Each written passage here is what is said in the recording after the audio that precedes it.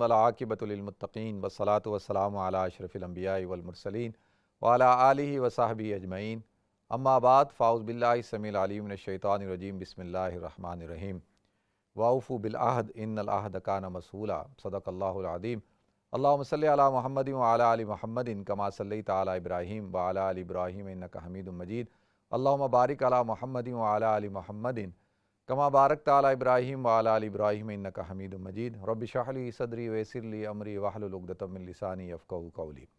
محترم ناظرین کرام، بزرگان دین اور میری عزیز ماؤں اور بہنوں بھائیوں، السلام علیکم ورحمۃ اللہ وبرکاتہ۔ میں آپ کا میزبان عبدالوہاب آپ کو پروگرام گفتگو کے اندر خوش آمدید کرتا ہوں۔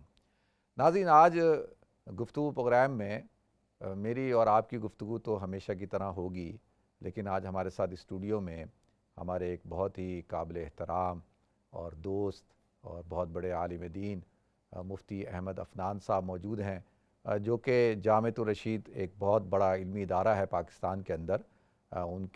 اس کے اساتذہ میں سے ایک استاد ہیں ماشاءاللہ، اور ان کا تعارف یہ ہے کہ میرے دوست بھی ہیں، اور ماشاءاللہ آج ہمارے اسٹوڈیو میں بھی تشریف لائے، یو کے آئے ہوئے تھے، تو میری ان سے گفتگو ہوئی تو میں نے کہا کیوں نہ آپ ہمارے ساتھ اسٹوڈیو میں آئیں اور ہم بیٹھ کے گفتگو کرتے ہیں تاکہ ہمارے ناظرین جو ہیں ان کو بھی کچھ فائدہ ہو۔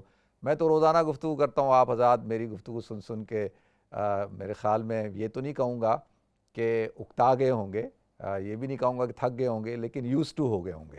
تو کیوں نہ آج مفتی احمد عفنان صاحب سے ہم گفتگو کریں گے اور مختلف موضوعات پہ کریں گے، لیکن جو میری ان سے فون پہ بات ہو رہی تھی تو ہم نے کہا کہ بھئی کس موضوع پہ گفتگو کی جائے، تو انہوں نے بڑی اچھی نشاندہی کی کہ اس وقت جو عمومی طور پر جو عالم اسلام کا جو حال ہے اس کے اندر جو ہماری ایک معاشرتی خرابی ہے وہ ہے معاہدے کی پاسداری نہ کرنا، اور یہ ہر لیول کے اوپر ہے۔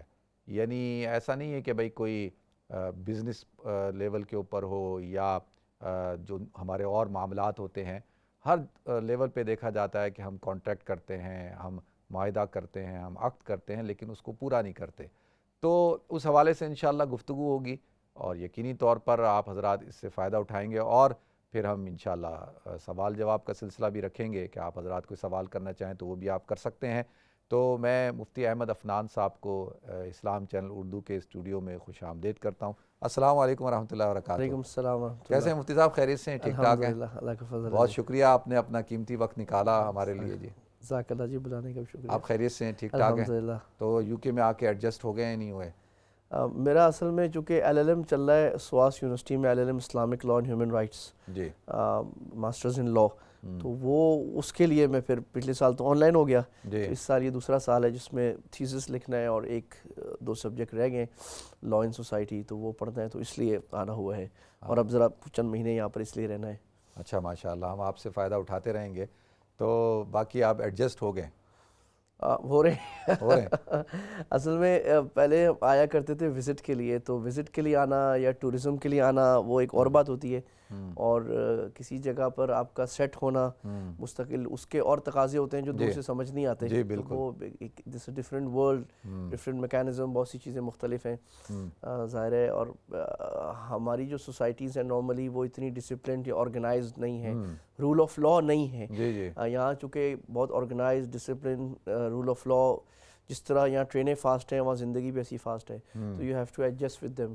اگر آپ ایڈجسٹ نہیں ہوتے تو وہ آپ پھر اگر آپ اپنے لائف سٹائل میں چلیں گے پرانے سست والے، لیکن ہم لوگ کیا کرتے ہیں کبھی کبھی اپنا لائف سٹائل چلا لیتے ہیں جیسے یہاں پہ، تو ماشاءاللہ چلیں سسٹم میں آ کے ایڈجسٹ ہونا آسان ہوتا ہے بنسبت جب آپ ایسے کسی سوسائٹی میں، ایسے معاشرے میں چلے جائیں جہاں کوئی سسٹم نہ ہو، تو وہ پھر آپ کو مشکل پیش آتی ہے۔ تو ہماری دعا ہے کہ جی اللہ تعالیٰ آپ کو کامیابی عطا فرمائے۔ تو جیسے ہمارا آج کا جو عنوان ہے، موضوع ہے معاہدے کی پاسداری کرنا، کانٹریکٹ کا کیا اہمیت ہے، اس حوالے سے تھوڑا سا ہمارے ناظرین کو آپ بتائیں۔ بسم اللہ الرحمن الرحیم، والصلاة والسلام علی نبینا محمد وآلہ وصحبہ اجمعین، اما بعد۔ دیکھیں جی، یہ موضوع اتنا بڑا ہے کہ میرا خیال میں ہماری زندگی میں دینی دنیاوی لحاظ سے ہر چیز اس کے اندر آ جاتی ہے۔ اللہ تعالیٰ نے، جیسے آپ نے آیت بھی پڑھی وَأَوْفُوا بِالْعَهْدِ، قرآن مجید میں اس کے بہت زیادہ تذکرے ہیں۔ اللہ نے ایمان والوں کی تذکرہ کرتے ہوئے فرمایا والموفون بعہدہم اذا عاہدوا، ایمان والوں کی جو 7-8 بڑی بڑی صفات اللہ نے بیان فرمائی ہیں، اس میں اللہ نے عہد پورا کرنا۔ اسی طرح سورہ مائدہ جو شروع ہوتی ہے تو اس کی پہلی آیت یا ایھا الذین آمنوا اوفوا بالعقود، اے ایمان والوں اپنے کانٹریکٹس کو، معاہدوں کو پورا کرو۔ معاہدے کیا ہیں، ان کو پورا کرنے کا کیا مطلب ہے، اس پر پہلے ہی ہم یہ دیکھ لیتے ہیں کہ معاہدوں سے مطلب، جب قرآن کہتا ہے معاہدہ کیا مطلب ہوتا ہے۔ ہم جب کہتے ہیں نا کہ ایفائے عہد یا وعدہ پورا کرنا، تو ہم یہ سمجھتے ہیں، ایک بڑی نیرو اس کی انٹرپریٹیشن سمجھتے ہیں کہ میں نے آپ سے وعدہ کیا کہ جی مفتی صاحب ایسا ہے نا کہ کل ہم 10 بجے ملیں گے، تو یہ میں نے پورا نہیں کیا، یا کوئی چیز دینے کا وعدہ نہیں، تو یہ وعدہ ہوتا ہے صرف۔ یا یہ کہ کوئی امانت آپ کی میں نے رکھ لی، وہ نہیں دی، تو اس کو ہم کہتے ہیں امانت رکھنا۔ شریعت میں، اسلام میں اس کا معنی بہت بڑا ہے، کیونکہ کانٹریکٹس 2 طرح کے ہوتے ہیں۔ ایک وہ کانٹریکٹ ہوتا ہے جو میں نے ایکسپلیسٹ کیا ہے آپ کے ساتھ بول کر، اور بہت سارے کانٹریکٹس وہ ہوتے ہیں جو امپلائڈ ہوتے ہیں۔ جس طرح اب کسی ملک میں رہتے ہوئے اگر میں کسی ملک کا سٹیزن ہوں، پاکستان کا، انڈیا کا، UK، جرمنی، تو میں نے وہاں کا، چاہے میں وہاں پر وزٹ ویزے پہ آیا ہوں، اسپیشلی اگر میں نے سٹیزن شپ لی ہے، یہ ایک میں نے معاہدہ کیا ہے۔ اس معاہدے میں ہزاروں باتیں آتی ہیں کہ اس ملک کے ہزاروں لاکھوں قوانین میں ہر بات میں مانوں گا، میں اس ملک کا وفادار رہوں گا، میں یہاں تک کچرا پھینکنے سے لے کر کوئی ٹیررزم کا ایکٹ یا اس کے خلاف بات کرنا یا ملک کے انٹرسٹ کو نقصان پہنچانا، یہ میں نے ایکٹ کر لیا، تو یہ سارا اس کانٹریکٹ میں آ گیا۔ شریعت میں جب میں نے لا الہ الا اللہ محمد رسول اللہ کہہ لیا، تو اس کا جو ترجمہ مولانا یوسف صاحب رحمہ اللہ تعالیٰ کیا کرتے تھے کہ من چاہی زندگی نہیں گزاروں گا، رب چاہی زندگی گزاروں گا۔ تو آپ نے یہ معاہدہ کر لیا کہ میں اپنی زندگی کے ہر لمحے میں اللہ کی مان کر چلوں گا، اور ہمارا یہ عقیدہ ہے کہ اسلام ایک مذہب نہیں ہے بلکہ پورا ایک لائف سٹائل، ایک دین ہے۔ تو اس میں میری فیملی، میرے سیاسی معاملات، میرے دوست، میرے رشتہ دار، ریلیٹیوز، میری مسجد، میرا بزنس، سب آ گیا کہ ہر جگہ جو دین میرے سے تقاضا کرتا ہے میں وہاں پر ویسی ڈیلنگ کروں گا، اپنی چاہت، اپنے نفس، اپنے پرسنل یا فائنینشیل انٹرسٹ کے مطابق نہیں کروں گا۔ تو بیوی کو وہ حق دوں گا جو اللہ نے کہا ہے۔ اب میں نے شادی کی تو دیٹس اے سوشل کانٹریکٹ۔ اب میں بیوی سے ایسی کوئی بات یا ایسی کوئی ڈیلنگ نہیں کر سکتا جو سنت کے خلاف ہے۔ اللہ نے مجھے بچے دیے تو دیٹس اے کانٹریکٹ ناؤ۔ اب مجھے بچوں کو دین کے مطابق تربیت کرنا، ایک اچھا شہری بنانا، اچھا انسان بنانا فرض ہو گیا۔ اگر میں اس میں کوتاہی کرتا ہوں تو I am violating the contract. اسی طرح میں نے بزنس کرتا ہوں تو اب میں پابند ہوں کہ میں بزنس جائز طریقے سے کروں۔ اگر میں حرام چیز بیچتا ہوں یا میں وعدہ توڑتا ہوں کسی کا، یا میں اس کو 1 نمبر مال کہہ کے 2 نمبر مال بیچ دیتا ہوں، تو یہ میں نے اللہ کے قانون کو توڑا، میں نے وعدہ توڑ دیا جو اللہ سے وعدہ کیا تھا۔ اسی طرح میں نے مخلوق سے جو وعدہ کیا کہ میں آپ سے بزنس کر رہا ہوں، میں فلاں دن پیمنٹ کروں گا، یا فلاں چیز میں آپ کو A کوالٹی یا B کوالٹی کی فلاں چیز دوں گا، وہ میں نہیں دے رہا، تو that's a violation of the contract, دھوکہ کر رہا ہوں، جھوٹ بول رہا ہوں۔ اسی طرح حکمران، اگر حکمران اور رعایا میں ایک کانٹریکٹ ہے، this called the political social contract, کہ جو حکمران ہے وہ اس بات کا پابند ہے کہ he will rule with justice, rule of law, وہ عوام پر عدل سے چلے گا، ان کا خیال کرے گا، رعایا کو، اس کی حکومت کا مرکز it would be the people, وہ اس کی حکومت کا مرکز وہ ہوگا۔ اگر وہ اس کو وائلیٹ کر رہا ہے تو وہ گناہ گار ہے۔ اسی طرح اگر ملک نے دوسروں سے معاہدے کیے تو وہ معاہدہ اگر کوئی ملک توڑتا ہے وہ وائلیٹ کرتا ہے۔ اس میں ایک بڑا زبردست قصہ ہے۔ حضرت معاویہ رضی اللہ عنہ کے زمانے میں روم کے علاقے سے ان کا معاہدہ تھا، پیکٹ تھا کہ جنگ نہیں کریں گے۔ جس دن وہ معاہدہ ختم ہو رہا تھا اس دن امیر معاویہ رضی اللہ عنہ نے پہلے ہی بارڈر پر فوجیں لے گئے، اور جس دن معاہدہ ختم ہوا دوسرے دن حملہ کر دیا۔ تو اب وہ حملہ کرتے ہوئے اسلامی فوجیں دھڑا دھڑ فتح کرتی چلی جا رہی، کیونکہ وہ تو تیار نہیں تھے، وہ کہتے ابھی معاہدہ ختم ہوئے دیکھیں گے۔ تو اب یہ آپ دیکھیں کہ کوئی فتح کے نشے میں جا رہا اور فوجیں فتح کر رہی ہوں غیر مسلم ممالک کو، اپنے دشمن کو، تو وہ پیچھے سے حضرت ایک کوئی دوڑتے ہوئے آئے اور گرد اٹھی، اور انہوں نے کہا وفاء اللہ غدرن، کوئی آواز لگا رہا ہے پیچھے سے، وفا کرو، غداری نہیں کرو، معاہدہ پورا کرو، دھوکہ نہیں کرو۔ تو معاویہ رضی اللہ عنہ کا رک جاؤ بھائی۔ تو حضرت عمرو بن عبسہ رضی اللہ عنہ ایک بڑے صحابی وہ تھے، تو انہوں نے کہا کہ امیر، اب دیکھیں یہ یعنی ہمیں سیکھنے کی بات ہے کہ عام آدمی حکمران کو ٹوک سکتا ہے، تو انہوں نے کہا کہ آپ غداری نہ کریں۔ تو انہوں نے کہا غداری کون سی، معاہدہ تو کانٹریکٹ کل ختم ہو گیا ہمارا پیس کا جو تھا، آج ہم جنگ کر سکتے ہیں. انہوں نے کہا نہیں، میں نے رسول اللہ صلی اللہ علیہ وسلم سے سنا تھا جب دو ملکوں کا یا قوم کا دوسروں سے معاہدہ ہو تو لا تفض عقارها، آپ رسی بھی نہیں کھول سکتے، رسی باندھ بھی نہیں، یعنی کوئی تیاری نہیں کر سکتے. تو آپ تو پہلے تیاری کر کے بارڈر پہ آ گئے، یہ آپ نے غداری کی. جی.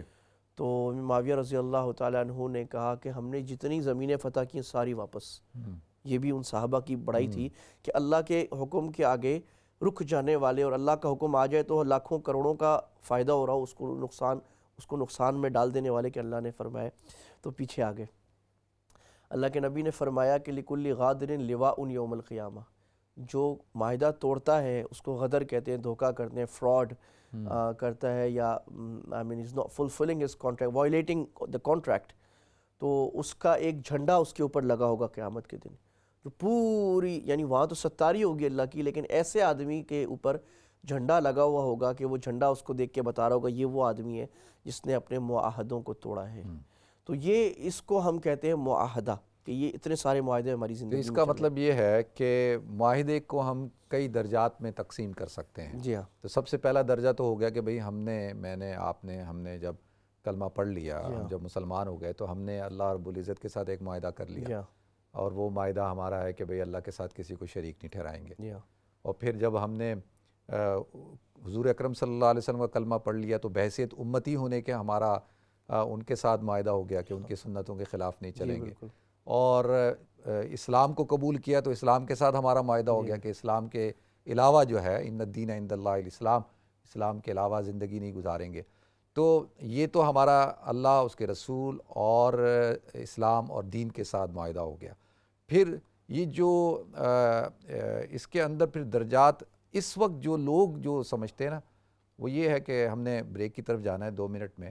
وہ جو اہم بات ہے، وہ لوگ یہ سمجھتے ہیں کہ بھئی معاہدہ یا کانٹریکٹ یہ ہے کہ بھئی آپ نے کسی کے ساتھ کوئی بزنس ڈیلنگ کی ہے، یا آپ نے کوئی پراپرٹی بیچی ہے، یا آپ نے کوئی اور معاہدہ کیا ہے، تو بس اس کو فلفل کرنا ہے، وہ بھی وہ جو لکھا ہوا ہے. جی ہاں، اور جو لکھا ہوا نہیں ہے، تو اس حوالے سے تھوڑا سا 1 منٹ میں 2 منٹ میں تھوڑا اس پہ ذرا وضاحت کریں کہ یہ جو کانسیپٹ ہے یہ کیا ٹھیک ہے؟ یہ تو لمبا ہے، اس پر اشارہ کر دیتے ہیں، پھر بریک کے بعد بات کر لیں گے اس پر.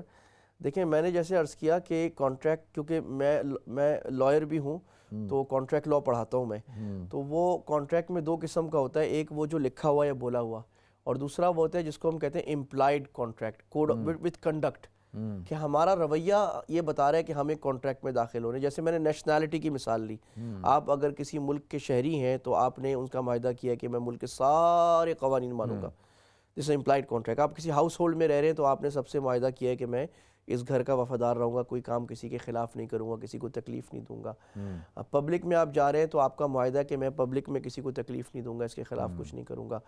یہ ہمارا معاہدہ ہو رہا ہے، جس کو آپ نے بالکل بجا فرمایا کہ لوگ معاہدہ سمجھتے بھی نہیں ہیں، اس کو پورا بھی نہیں کرتے، اور بڑے یعنی اپنے دیندار سمجھے جانے والے لوگوں کو اس کا احساس نہیں ہوتا، نمازی پرہیزگار، کہ ہم یہ معاہدے توڑ کے کتنا بڑا کبیرہ گناہ کر رہے ہیں. اور زبان سے تو پھرنا کوئی بات ہی نہیں ہے. جی ہاں، اس کے لیے تو جو ہے کوئی ایشو ہی نہیں ہے، یہاں تو لکھے ہوئے سے بھی جو ہے. تو اسلام جو ہے اس لیے ناظرین بہت زیادہ فوکس کرتا ہے. اور آج جو ہم مسلمانوں کی جو حالت ہے ناظرین، وہ ایسے نہیں ہے. اس میں کیونکہ ہم نے صرف اسلام کو یہ سمجھ لیا ہے کہ بھئی ظاہری عبادات کا نام ہے کہ بس ایک آدمی نماز پڑھ رہا ہے، ٹھیک ہے، وہ تو اراکین اسلام میں سے ہیں، اس کی تو کوئی نفی نہیں کر سکتا. لیکن یا ایھا الذین آمنوا ادخلوا فی السلم کافہ، اے ایمان والو اسلام میں پورے داخل ہو. تو پورا داخل ہونے کا مطلب یہ ہے کہ اسلام ہم سے جو مطالبہ کرتا ہے، اور وہ مطالبہ کیا ہے کہ پیدائش سے لے کے موت تک کی جو ہماری زندگی ہے، اور اس زندگی کے اندر دیکھیں جو اسلام ہے وہ ایک معاشرتی دین ہے. وہ انسان کے ایک انڈیویجول کو بھی مخاطب کرتا ہے، اس کو بھی اس سے بھی مطالبہ کرتا ہے. لیکن ایک جو انسان ہے وہ تو ایک سوشل، اگر میں کہوں اینیمل ہے، کہ وہ تو بغیر انسانوں کے ساتھ زندگی گزار نہیں سکتا، اکیلے تو زندگی گزار نہیں سکتا. تو لوگوں کے ساتھ زندگی گزارنے کے لیے اس کو یقینی طور پر کچھ معاہدات کی ضرورت ہوتی ہے، کچھ وفا اور وعدے کی ضرورت ہوتی ہے. تو ان سب چیزوں کا خیال رکھے گا جبھی تو پھر وہ ایک کامیاب زندگی گزارے گا، اور سوسائٹی کے اندر امن بھی رہے گا، چین بھی رہے گا، اور سوسائٹی ڈیولپ بھی ہوگی. تو لہذا ناظرین اسی حوالے سے انشاءاللہ ہم گفتگو کریں گے، اور بریک کی طرف جانا ہے ہم نے، تو انشاءاللہ آپ کی کال بھی لیں گے. تو مختصر سے بریک کے بعد ملاقات کرتے ہیں۔ السلام علیکم ورحمۃ اللہ وبرکاتہ۔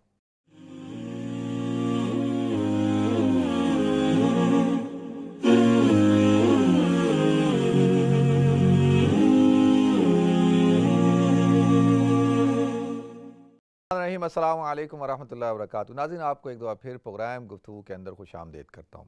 ناظرین، آج ہمارے ساتھ اسٹوڈیو میں ہمارے مہمان ہیں مفتی احمد عفنان صاحب۔ ماشاءاللہ معاہدے کے حوالے سے، کانٹریکٹ کے حوالے سے گفتگو کر رہے ہیں اور اس کی اہمیت کے حوالے سے گفتگو کر رہے ہیں۔ ناظرین، اسلام کا جو بنیادی فلسفہ ہے وہ یہی ہے کہ جب بھی آپ کسی کے ساتھ معاہدہ کریں تو اس معاہدے کو پورا کریں، اور اس کے بارے میں آپ سے سوال ہوگا۔ یہ نہیں کہ بھئی آپ نے یہاں پر زبان کی جو آدمی معاہدہ کرتا ہے، وعدہ کرتا ہے، اس کو پورا نہیں کرتا۔ تو حضور اکرم صلی اللہ علیہ وسلم نے ارشاد فرمایا لا ایمان لمن لا عہد لہ، کہ اس شخص کا کوئی ایمان نہیں جس کا کوئی عہد نہ ہو۔ تو آج ہم مسلمان ہم روتے ہیں، ہم سب اس بات کو لے کے پریشان ہیں کہ بھئی ہم زوال کا شکار کیوں ہیں، اور ہماری یہ حالت کیوں ہے، اور یہ اس کی ذمہ داری کس کے اوپر جاتی ہے۔ تو بحیثیت امت تو ہم سب کی ذمہ داری ہے، اور علماء کی زیادہ ذمہ داری ہے کہ وہ اس موضوع پہ زیادہ سے زیادہ گفتگو کریں۔ دیکھیں، اگر ہم اپنی کچھ چیزوں کو ٹھیک کر لیں تو بہت سارے مسائل کو ہم حل کر سکتے ہیں۔ اور اسپیشلی دیکھیں اس کنٹری کے اندر بھی میں آپ سے گزارش کروں، کیونکہ آپ حضرات سے تعلق ہے، روزانہ رابطے میں رہتا ہوں، تو ہمارے جو لوگ ہیں وہ مسلمانوں سے کام کرتے ہوئے گھبراتے ہیں۔ اس وقت جو پوری کنسٹرکشن انڈسٹری ہے وہ یا تو ہماری جو سکھ برادری ہے اس کے ہاتھ میں ہے، یا جو ایسٹرن یورپین ہے ان کے پاس ہے۔ تو لوگ پاکستانی یا مسلمان سے کام کرتے ہوئے ڈرتے ہیں۔ وہ کہتے ہیں کہ نہیں، یا پاکستانی ہو گیا یا مسلمان ہو گیا تو وہ کانٹریکٹ کرے گا تو اس کی خلاف ورزی کرے گا، اور کرے گا 10,000 پاؤنڈ کا، پھر جب شروع کر دے گا تو کہے گا نہیں 10,000 نہیں زیادہ۔ تو عام طور پر مسائل کا شکار، اور کئی مساجد میں ایسا ہوا کہ ہمارے مسلمان بھائی، اور انہوں نے مسجدوں کا کام لیا لیکن اس کام کے اندر انہوں نے معاہدے کی خلاف ورزی کی۔ تو کیا وجہ ہے کہ لوگ غیر مسلموں کے ساتھ کاروبار کرنے کے لیے تیار ہیں لیکن مسلمان کے ساتھ نہیں کرتے؟ تو اس میں پھر ہمیں خود سوچنے کی ضرورت ہے نا۔ جب میں یہ کہتا ہوں کہ بھائی میں کسی غیر مسلم کے ساتھ کام کر لوں زیادہ بہتر ہے مسلمان کے ساتھ نہ کروں، تو مجھے شرم آنی چاہیے، کیونکہ میں خود مسلمان ہوں۔ تو میں اپنے معاملات کو پھر دیکھوں کہ میرے جو معاملات ہیں وہ بھی ٹھیک ہیں یا نہیں ہیں۔ جس فیلڈ کے اندر میں ہوں، کیا میں اس فیلڈ کے اندر ایمانداری کے ساتھ اپنے فرائض کو ادا کر رہا ہوں؟ تو اگر نہیں کر رہا تو اس کا مطلب یہ اجتماعی مسئلہ ہے ہم سب کا۔ تو لہذا اسی موضوع کے اوپر ہم نے آج گفتگو کے لیے مفتی صاحب کو دعوت دی ہے۔ ماشاءاللہ آپ حضرات ان کی گفتگو سن رہے ہیں، اور اس حوالے سے آپ حضرات کا کوئی سوال ہوگا تو انشاءاللہ اس پہ بھی ہم گفتگو کریں گے۔ تو مفتی صاحب ماشاءاللہ گفتگو تو شروع ہو چکی ہے، اور آپ نے بڑا اچھا اس کی تمہید بھی بیان کی۔ تو جنرلی جو آج کل جو ہمارے جو مسلمانوں کے جو مسائل ہیں، اسپیشلی اس ایشو کے حوالے سے، تو اس پہ آپ تھوڑا سا روشنی ڈالیں کہ ہم اس کو حل کیسے کر سکتے ہیں۔ آج معلومات تو بہت ہیں لیکن عمل نہیں ہے۔ کیا وجہ ہے، اس کی کیا بنیادی وجہ ہے کہ اور اس کی خرابیاں بھی تو ہیں نا؟ کانٹریکٹ کو پورا نہ کرنے کی تو ہر آدمی اس سے متاثر ہو رہا ہوتا ہے۔ یہ تو نہیں کہ نہیں میں نہیں ہو رہا، آپ نہیں ہو رہے، ہم سب ہو رہے ہوتے ہیں۔ جی دیکھیے، بات یہ ہے کہ ہمارا یہ عقیدہ ہے کہ اس سنت طریقے اور اسلام کی صفات میں دنیا اور آخرت کی کامیابی ہے۔ اللہ کے نبی صلی اللہ علیہ وسلم نے ابو سفیان سے اس وقت یہ کہا تھا جب ابو سفیان رضی اللہ عنہ فتح مکہ میں آپ آئے اور وہ آگے چلائیں ساری، تو حضرت ابو سفیان کو حضرت عباس رضی اللہ عنہ چھپا کر اللہ کے نبی کے پاس لائے۔ تو آپ نے ابو سفیان کو کہا، ابو سفیان 8 سال تم نے جنگیں کر لی ہم سے، پورے عرب کو ہمارے اوپر کھینچ کے لے آئے، تو کیا فائدہ ہوا؟ کچھ نہیں، وہ چپ ہو گئے۔ تو پھر انہوں نے ابو سفیان کے رانوں پہ ہاتھ رکھا اللہ کے نبی نے، اور فرمایا جئتکم بکرامت الدنیا والآخرہ، میں دنیا اور آخرت کی عزت لے کے آیا ہوں۔ تو ہم یہ سمجھتے ہیں کہ کلمہ پڑھنے سے اللہ ہمیں دنیا میں جو ہے نا حور و قصور ملنے شروع ہو جائیں گے، عزت ملیں گے۔ ایسا نہیں ہوگا جب تک ہم کلمے والی محنت نہیں کریں گے یا کلمے کے تقاضے پر عمل نہیں کریں گے، تو نہ صرف یہ کہ ہمیں اسلام کے جو پھل ہیں وہ نہیں ملیں گے، بلکہ اللہ کی طرف سے مار پڑے گی۔ اور جس طرح پچھلی قوموں کے ساتھ ہوا، جب انہوں نے اپنے انبیاء کے طریقوں پہ نہیں چلے تو اللہ تعالیٰ نے فَبَاءُوا بِغَضَبٍ مِّنَ اللَّهِ، اللہ کا غصہ آیا، اللہ کی مار پڑی، اللہ کی لعنت ہوئی۔ تو یہ چیز ہمارے ساتھ اور ان میں ہو رہی ہے۔ یہ بھی تھا نا، معاہدے کی خلاف ورزی بہت بڑی تھی۔ جیسے اللہ نے کہا کہ بھئی سیٹرڈے دن والے جن جو ہے وہ شکار نہیں کرنا، تو اللہ نے معاہدہ کیا، انہوں نے اس کی خلاف ورزی کی. وہ کرتے رہے. اللہ نے کہا گائیں ذبح کرو، وہ کرتے رہے، اور نبی آتے رہے ان کی بات کی خلاف ورزی. تو جو آپ نے سوال کیا کہ اب ہم تھوڑا سا اس طرف آ جائیں، ہم نے اس کی اہمیت قرآن و حدیث میں دیکھ لی کہ قوموں کے زوال اور عروج کا جو مدار ہے وہ یہ ہے. یہ اس سے بڑی کوئی بات نہیں ہے. اگر آپ اپنے ملک کو، اپنے کلچر کو، اپنی سیویلائزیشن کو دنیا میں غالب کرنا چاہتے ہیں تو آپ معاہدے پورا کرنا شروع کر دیں. دیکھیں اس وقت جو وہ دنیا میں قومیں ہیں نا جو پراپر سیکولرز ہیں، ایتھیسٹ ہیں، وہ معاہدے پورے کیوں کر رہے ہیں؟ کیونکہ ان کو یہ راز سمجھ میں آ گیا ہے کہ معاہدہ پورا کرنے سے، آنیسٹی سے، اپنی بات پر پورا رہنے سے، لوگوں کی فیور کرنے سے دنیا میں ترقی ملتی ہے. تو ہمیں تو یہ سمجھنا چاہیے کہ معاہدہ پورا کرنے سے دنیا میں تو ترقی ملتی ہے، آخرت میں بھی ترقی ملتی ہے. ہمارے پاس دو بڑی وجوہات تھیں. اس کی وجہ جو ہے نا، میں سمجھتا ہوں دین سے دوری ہے، یا ہم نے دین کو سمجھ لیا چند ریچولز میں، رسومات میں، کہ بھئی یہ فلاں دن یہ کر لو، رمضان میں کر لو، یا فلاں علی کر لو، یا 12 ربیع الاول میں یہ کر لو، 10 محرم میں یہ کر لو. اسلام تو وہ جو کسی نے کہا تھا کہ کسی سے نا شب قدر کی نشانی پوچھی تھی کسی بزرگ سے کہ حضرت شب قدر کی نشانی بتائیے، تو انہوں نے جواب دیا تھا خواجہ چہ پرسید شب قدر نشانی، ہر شب قدر است اگر قدر بدانی. کہ تم شب قدر کی نشانی پتہ کر کے کیا کرو گے؟ ہر رات شب قدر بن سکتی ہے اگر قدر کر لو. جس رات میں اپنے والدین کی عظمت کر لیتا ہوں تو وہ بھی میرا ایک معاہدہ ہے، میرے والدین ہیں ان کی خدمت کرنا، یہ میرا معاہدہ ہے، تو یہ شب قدر میری بن سکتی ہے.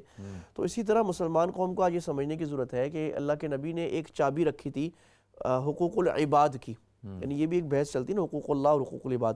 تو آپ نے بھی جیسے فرمایا کہ آج ہماری توجہ اگر تھوڑی بہت ہے بھی جہاں مسلم کمیونٹیز میں یا مساجد میں یا اسلامک آرگنائزیشنز میں، وہ ساری عبادات کی طرف ہیں، وہ اپنی جگہ بڑی اہم.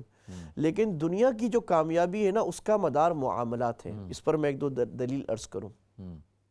دیکھیں میں اگر رات کو تہجد پڑھتا ہوں نا، اور میں آ کے آپ کو بولوں مفتی صاحب میری عزت کرو، میں تہجد پڑھتا ہوں، آپ بولے بھی تہجد پڑھتے ہو، میرے پہ کوئی احسان تو نہیں کرے نا. میرے پہ احسان تو اس وقت ہے جب آپ میرے ساتھ خوبصورت معاملہ کریں گے، احسان کریں گے، آنیسٹی کریں گے میرے ساتھ، مجھے آپ جو میرے ساتھ آپ نے بات کی اس کو فلفل کریں گے، تو میں کہوں گا یار یہ بڑا اچھا آدمی ہے. تو تہجد پڑھتا ہوں، میری تکلیف کو اب دور کریں گے. میں روزے رکھ رہا ہوں، یہاں میں 20 کے پیر جمعرات کے کر رکھا ہوں، اپنے رکھ رہا ہوں. دیکھیں اللہ کے نبی جب غار حرا سے آئے نا تو آپ کو فرشتے نے دبایا تھا اور آپ بڑے ڈرے ہوئے تھے. آپ نے کہا مجھے ایسے ہی جیسے موت کی خوشبو آ رہی، اتنا زور سے دبایا تو آپ کانپ رہے تھے. تو حضرت خدیجہ رضی اللہ عنہا نے جس وقت جملے کہے نا وہ سونے کے پانی سے لکھنے کے ہیں. حضرت خدیجہ نے کہا کہ میرے حبیب آپ کو اللہ رسوا نہیں کریں گے. اللہ کے نبی نے کہا مجھے تو ڈر لگ گیا، پتہ نہیں کیا ہو گیا، کیونکہ ایک نئی چیز تھی وہی. کہا اللہ آپ کو رسوا نہیں کریں گے. کیوں؟ انہوں نے 5-6 صفات بیان کی حضرت خدیجہ نے، ان میں کوئی ایک بھی یہ نہیں تھی. اس لیے یہ نہیں کہا کہ اللہ آپ کو رسوا اس لیے نہیں کریں گے کہ آپ غار حرا میں جا کے عبادت کرتے ہیں 1 مہینہ. اللہ آپ کو اس لیے رسوا نہیں کریں گے کہ آپ دعا کرتے ہیں. اللہ آپ کو اس لیے رسوا نہیں کریں گے آپ نماز پڑھتے نہیں. کیونکہ اللہ آپ کو اس لیے رسوا نہیں کریں گے کہ آپ رشتہ داروں سے حسن سلوک کرتے ہیں. اللہ آپ کو اس لیے رسوا نہیں کریں گے آپ غریبوں کو کھانا کھلاتے ہیں، بھوکوں کو کھانا کھلاتے ہیں، پیاسوں کو پانی پلاتے ہیں. وَتَحْمِلُ الْكَلَّ دوسروں کے لیے خود مشقت برداشت کرتے ہیں اور دوسروں کو کما کر دیتے ہیں، کمائی کے قابل بناتے ہیں. وَتُعِينُ عَلَى نَوَائِبِ الْحَقِّ اور جو پبلک میٹرز ہوتے ہیں، اس کے ترجمہ یوں کیا جائے گا جو یعنی کوئی کیلمیلٹی آ گئی، کوئی ایشو آ گیا تو لوگوں کی مدد کرنا، ملک کی مدد کرنا، والنٹیئر کرنا، یہ آپ کرتے ہیں، اس لیے اللہ آپ کو رسوا نہیں کرے گا. یہ جملے حضرت خدیجہ رضی اللہ تعالیٰ نے کہہ کر وہ کر دیا کہ دیکھیں میں نے کہا کہ اس ملک میں آیا ہوں تو میرا سوشل کانٹریکٹ ہے اس حکمرانوں سے، اور میرا سوشل کانٹریکٹ ہے لوگوں سے کہ میں نے لوگوں کی ویل بینگ کے لیے کام کرنا ہے. جو قوم انصار کیوں ریاست ریاست مدینہ تھی کہ آپ نے ان میں بھائی چارہ اور بردرہڈ ایسا قائم کیا تھا کہ ایک دوسرے کی مدد کرتے تھے. آج وہ صفت ہمیں غیر مسلم ممالک میں، UK میں، یورپ میں، USA میں نظر آتی ہے، ہمارے ممالک میں کم نظر آتی ہے. اللہ نے اس لیے ترقی دی ہے کہ اللہ نے ترقی کی چابی تو یہاں رکھ دی ہے، جو اٹھا لے. تو وہ جو اقبال نے کہا تھا نا کہ رحمتیں ہیں تیری اغیار کے کاشانوں پر، برق گرتی ہے تو بیچارے مسلمانوں پر. ہم بھی یہ کہتے ہیں کہ اللہ آپ نے ہمیں جو ہے نا اسلامی ممالک کو انڈر ڈیولپ رکھا ہے، ان کو ڈیولپ رکھا ہے اس لیے کہ دنیا ریزنز پہ چل رہی ہے. اللہ تعالیٰ نے وہ جو کامیابی کا راز ہے وہ ان لوگوں نے اٹھا لیا ہے. تو یہ میں اس پر ایک بڑا مجھے دکھ ہوتا ہے کہ جب میں آتا ہوں یہاں بعض مسلمان حلقوں سے یہ اندازہ ہوتا ہے کہ وہ یہ سمجھتے ہیں کہ یہاں کا قانون ماننا ہمارے لیے ضروری نہیں ہے کہ ہم تو مسلمان ملک کا قانون مانیں گے. دس از اے کائنڈ آف ہپوکریسی. بھائی یا تو آپ یہاں رہے نہیں, اب رہیں وہاں پر رہیں, آپ یہاں کی بینیفٹس لے رہے ہیں, اور کتنے ایسے لوگ ہیں 20-20 سال سے بینیفٹس لے رہے ہیں ادھر بات ادھر بات کر کے. آپ یہاں کی فیسلٹیز لے رہے ہیں یا آپ پہ خرچ کر رہے ہیں, آپ اتنے خوبصورت معاشرے میں اتنے اچھے قانون میں رہ رہے ہیں, اور آپ سمجھتے ہیں کہ آپ کی ذمہ داری نہیں ہے کہ آپ پے بیک کریں.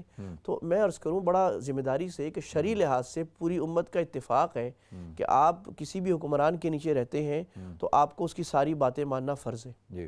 ہاں جو بات واضح شریعت کے خلاف ہے وہ نہیں ماننی, لیکن وہ ہوتی کم ہے کیونکہ اکثر باتیں انتظامی اور ایڈمنسٹریٹو ہوتی ہیں. مثلا بس کے رولز ہیں, ٹریفک کے رول ہیں, اب آپ بولو اسلامی اس میں اسلامی غیر اسلامی کا سوال ہی نہیں ہے, یہ تو انتظامی چیزیں آپ کو ماننی ہے. لیکن یہ ہمارے ہاں ایک چیز جو مفتی صاحب آپ تو ماشاءاللہ وہاں پاکستان میں ہیں اور اللہ تعالیٰ نے آپ کو ایک بہت بڑا پلیٹ فارم دیا ہے, اور میں یہ سمجھتا ہوں کہ ایک بادشاہ وہ ہوتا ہے کہ جو انسانوں کے اوپر حکومت کرتا ہے, اور ایک بادشاہ وہ ہوتا ہے جو استاد ہوتا ہے, جو انسان تیار کرتا ہے. تو آپ کو اللہ تعالیٰ نے یہ اعزاز دیا ہے کہ آپ انسان تیار کرتے ہیں. تو ہمارا جو مذہبی طبقہ ہے پاکستان کا, میں آپ کو گارنٹی دیتا ہوں یہ جو بات آپ نے کی, اور یہ بات اگر ہم پاکستان میں بیٹھ کے کریں اور اگر سوشل میڈیا کے ذریعے سے یہ ہمارے اس جو ویورز ہیں ان تک پہنچے گی, تو وہ سب سے پہلے فتویٰ پتہ ہے کس چیز کا لگائیں گے؟ وہ سب سے پہلے فتویٰ لگائیں گے آپ کے اوپر مغرب پرست کا, کہ آپ مغرب پرست ہیں اور جدت پسند مولوی ہیں. تو یہ جو مائنڈ سیٹ ہے نا, مجھے صرف اس چیز کا ہے کہ یہ جو مائنڈ سیٹ ہے اس کو ہم کیسے چینج کریں؟ بھئی اس کو بھی تو چینج کرنا ہے. کہ دیکھ یہ جو بات آپ نے ابھی کی ہے, مثال کے طور پہ آپ جب ہم جاتے ہیں, یہ جو پورا پینڈیمک ہوا, اس پینڈیمک میں میرا سفر پاکستان کا جب ہوا تو میں وہاں بیٹھتے تھے, ہم بیان بھی کیے. پورا ربیع الاول کا جو پچھلا میرا عرصہ گزرا کراچی میں, تو دن میں 2 بیانات بھی ہوئے, مختلف مساجد میں ہوئے. تو میں نے نجی مجالس کے اندر بھی بیٹھ کے بات کی کہ بھئی یہاں پہ پینڈیمک کو کس طرح سے کنٹرول کیا گیا, اور پھر جو فرلو جو تھی وہ کتنی اس سے کتنا لوگوں نے بینیفٹ حاصل کیا, اور جو یہاں کے جو ایشوز تھے وہ بتائے. تو لوگوں کو پہلے تو یقین نہیں آتا تھا, اور پھر وہ اینڈ میں وہ کہتے تھے کہ یار آپ جو ہے وہ اب مغرب پرست ہو گئے ہیں, آپ جدت پسند ہیں. تو یہ جو مائنڈ سیٹ ہے اس کو کیسے تبدیل کریں گے؟ میں عرض کرتا ہوں, اللہ کے نبی کی عادت مبارکہ تھی کہ آپ کو جس کے اندر اچھی صفت نظر آتی تھی, چاہے وہ مسلمان ہو غیر مسلم, آپ اس کی الحکمت ضالۃ المومن. آپ نے صحابہ جب مکہ میں بڑی تکلیفیں سخت آئیں نا, تو آپ نے صحابہ سے کہا کہ تم ہجرت کر جاؤ. تو انہوں نے کہا کہاں پر؟ تو آپ نے فرمایا حبشہ. اب سیرت کے علماء نے, حدیث کے علماء نے لکھا ہے کہ اللہ کے نبی نے حبشہ جانے کا کیوں کہا؟ آپ نے اور بھی بہت ملتے جی. تو آپ نے فرمایا فَإِنَّ بِهَا مَلَكًا لَا يُظْلَمْ عِنْدَهُ أَحَدٌ, وہاں ایسا بادشاہ ہے جس کے پاس ظلم نہیں ہوتا, یعنی عادل. تو شیخ دکتور صلابی بہت بڑے اس وقت کے تاریخ دان, عالم سیرت پر بہت بڑا لیبیا کے عالم ہیں, انہوں نے لکھا ہے کہ عدل اور جسٹس یہ وہ کوالٹی ہے جو غیر مسلم میں بھی اللہ کو بڑی محبوب ہے, اور ظلم وہ کوالٹی ہے جو مسلمان میں بھی ہو تو اللہ اس کو ذلیل کرتا ہے. اتنا بڑا فرق ہے. اللہ نے قرآن میں فرمایا کہ وَلَا كُونُوا قَوَّامِينَ بِالْقِسْطِ لِلَّهِ شُهَدَاءَ, اللہ کے لیے عدل کرو. یعنی اگر مسلمان غلط کر رہے تو بولو غلط ہے, اور غیر مسلم صحیح کر رہے تو آپ بولو صحیح کر رہے ہیں. اور آپ نے فرمایا وَلَا يَجْرِمَنَّكُمْ شَنَآنُ قَوْمٍ عَلَىٰ أَلَّا تَعْدِلُوا, کسی قوم کی دشمنی تمہیں اس بات پر نہ ابھارے کہ تم عدل نہ کرو. اعدلوا, اگر آپ کا دشمن بھی ہے بھائی وہ اس کے ساتھ بھی انصاف کرو. اور آپ نے فرمایا کہ کونوا قوامین للہ شہداء ولو علی انفسکم او الوالدین الاقربین, اگر گواہی دینی پڑے اور آپ کے والد نے, آپ کے رشتہ دار نے غلط کیا ہے, یہ قرآن ہے, قرآن ہے. تو میں تو کسی وہ فتوے کی بات اس کی بات نہیں کر رہے, قرآن ہے. تو اللہ کہہ رہے ہیں کہ ابھی آپ کو ان کے خلاف بھی گواہی دینے پڑے, اور عدالت میں آپ کے سامنے آپ کا باپ, آپ کا رشتہ دار آ جائے, آپ جھوٹی گواہی نہیں دے سکتے. اور ہمارے سامنے تاریخ اسلام کی, یعنی اسلام کا وہ عروج اور 800 سال جس کو ہم گولڈن ایجز کہتے ہیں, اس کی کیسی درخشندہ مثالیں ہمارے سامنے ہیں کہ حضرت علی رضی اللہ تعالیٰ عنہ ہیں اور یہودی ہے, دونوں کا مقدمہ ہے. سامنے قاضی شریح بیٹھے ہیں, اور وہ حضرت علی سے کہہ رہے ہیں کہ آپ کے, وہ حضرت علی کہہ رہے ہیں زرہ میری ہے, یہودی کہہ رہے ہیں میری ہے. تو وہ حضرت علی سے کہہ رہے ہیں کہ بھئی کیونکہ اس کے ہاتھ میں تو گواہی آپ کو دینی ضروری ہے, آپ گواہی دیں. وہ کہہ رہے میرا بیٹا کا بیٹے کی گواہی قبول نہیں ہوتی باپ کے حق میں، کہا میرا غلام کا غلام کی قبول نہیں ہوتی، امیر المؤمنین، اور وہ ہمارا وزیر اعظم نہیں، پرائم منسٹر اور پریزیڈنٹ، پورے اتنے بڑا ان کا امیر، اس کے خلاف فیصلہ دے دیا کہ بھائی آپ کے پاس گواہی نہیں، آپ جاؤ، یہ عادل ہے۔ اب ہم اگر ہم جیسے آج یہ کام کریں گے تو ہم پر ٹھپا لگے، بولے یہودی، آج تو جو طاقتور طبقہ ہے وہ تو انفلوئنس کرتا ہے نا، تو ہمیں کہیں گے آپ یہودیوں کی فیور کر رہے ہو۔ بھائی بات یہ ہے ہندوستان میں اللہ نے ایسے واقعات کرائے۔ مفتی صاحب ایک کال بھی لے لیں، ساتھ ساتھ اپنے ناظرین کو بھی شامل کریں، بہت ضروری ہے جی۔ السلام علیکم۔ السلام علیکم مفتی صاحب، السلام علیکم۔ وعلیکم السلام۔ وعلیکم السلام جی جی مفتی صاحب، آپ کا پروگرام بہت اچھا ہے۔ شکریہ۔ آج آپ جس مفتی صاحب کو لے کر آئے ہیں، میں ان کا پروگرام روزانہ صبح کو پیام صبح میں یہ پاکستان سے آتا ہے، جی جی وہ میں سنتی ہوں، اور واقعی یہ بہت اچھے طریقے سے بات کو سمجھاتے ہیں، اور جو لوگ سوال کرتے ہیں اور اس کا بھی بہت اچھا جواب دیتے ہیں۔ آج آپ دو مفتی بیٹھے ہیں، بہت اچھا لگ رہا ہے کہ آپ بہت اچھی باتیں کر رہے ہیں، اور واقعی اس ٹائم ہمیں مسلمانوں کو یہ چیزوں کی ضرورت ہے کہ آپ جیسے مفتیوں کی بات سنیں ہم۔ جی جی بہت شکریہ جی مفتی اعظم ہے، بہت کا پروگرام بہت شوق سے صبح کو جی جی بالکل، وہ انیق صاحب کا پروگرام ہوتا ہے، بالکل یہ اس میں اللہ آپ کو بہت ترقی دے، اور میری طرف سے بہت سلام۔ وہ سن رہے ہیں سلام، وہ آپ کا سلام سن رہے ہیں جی، بالکل سن رہے ہیں۔ بہت شکریہ، بہت شکریہ آپ کی کال کا، جزاکم اللہ جی، بہت شکریہ۔ اچھا تو وہ اصل میں وہ تعارف تو میں نے کرایا نہیں، ٹریفک میں پھنسے ہوئے آئے بھاگم بھاگ، تو ماشاءاللہ آپ کا تعارف ہے، یہاں پہ لوگ دیکھتے ہیں۔ اچھا تو مفتی صاحب ماشاءاللہ بڑی اچھی آپ نے گفتگو کی ہے، اور دیکھیں حضور اکرم صلی اللہ علیہ وسلم جب آپ مدینہ منورہ گئے ہیں تو مدینہ منورہ میں جا کے پہلے ہی سال میں سب سے پہلا کام آپ کا کیا تھا؟ آپ نے جو ایک اسٹیٹ کو اسٹیبلش کیا اور مواخات کروائی، اور اس کے بعد میثاق مدینہ کیا۔ اب وہ میثاق مدینہ ایک کانٹریکٹ تھا جی بالکل، اور وہ کن کے ساتھ تھا؟ یہود کے ساتھ تھا۔ اب یہود کے اندر یہود اور مشرک قبائل جو تھے ان کے ساتھ تھا۔ جی تو یعنی اس کو میں یعنی ہمارے ناظرین کی نالج کے لیے کہ اس کے اندر بنیادی طور پہ میں سمجھتا ہوں جو اس معاہدے کا میثاق مدینہ کا، پورے کو تو ہم انشاءاللہ کسی پروگرام میں پورا تفصیل کے ساتھ ڈسکس کریں گے، لیکن اس کا جو سب سے بڑا بینیفٹ کیا ہوا کہ حضور اکرم صلی اللہ علیہ وسلم کو انہوں نے اپنا لیڈر، اپنا رہنما، اپنا لیڈر جو ہے مدینہ کا امیر حاکم جو ہے تسلیم کر لیا۔ یہ کتنی آپ کی کتنی بہترین حکمت عملی تھی۔ تو اور اسی میں سمجھتا ہوں پوری انسانیت کی تاریخ میں، اگر سمجھتا نہیں بلکہ یقینی طور پر کہ انسانیت کی تاریخ میں آپ کو ایسا ایک ڈاکومنٹڈ ایویڈنس نہیں ملے گا جو معاہدہ ہو، اور ایک کس طریقے سے جو دوسرے مذاہب کے لوگ ہیں ان کے ساتھ کس طریقے سے آپ ایک کانٹیکٹ کر سکتے ہیں۔ تو ہمارے ملک کے اندر بھی کافی ایشوز ہوتے ہیں، اور میثاق مدینہ کی بات ہوتی ہے، ریاست مدینہ کی بات ہوتی ہے، اور ریاست مدینہ کے حوالے سے اس پورے ٹرن اوور میں 3 سال میں بڑی گفتگو ہوئی۔ تو ریاست مدینہ کا جو خد و خال تھا اس کے اندر معاہدے کی کیا اہمیت تھی، یہ تھوڑا سا بتائیں آپ کی کہ اس کی بنیادی کیا؟ بڑی اہم موضوع کی طرف آپ نے توجہ دلائی ہے، اس ہمارے موضوع کی جو مثال ہے۔ دیکھیں ایک چیز ہے جس کو علماء نے لکھا ہے، یہ کام فرض ہے، اور وہ ہے پیسفل کو ایگزسٹنس، بقائے باہمی امن۔ ہم لوگوں نے یہ سمجھا ہے کہ مار دھاڑ ضروری ہے اسلام میں، مار دھاڑ جو ہے وہ تو لاسٹ ریزورٹ ہے، جب کوئی آدمی ضد پہ اترا ہے، آپ سے مار رہا ہے آپ کو، تو پھر آپ کو لڑنا ہے، ظاہر آپ سیلف ڈیفense کرنا ہے۔ تو یہ اچھا، یہ جو میں بات کر رہا ہوں کیونکہ میں 14-15 سال سے دارالفتاء سے وابستہ ہوں، تو میں جو بات عرض کرتا ہوں وہ ہمارے دارالفتاؤں کا فتویٰ ہوتا ہے یا فقہ کی کتابوں میں ہوتا ہے۔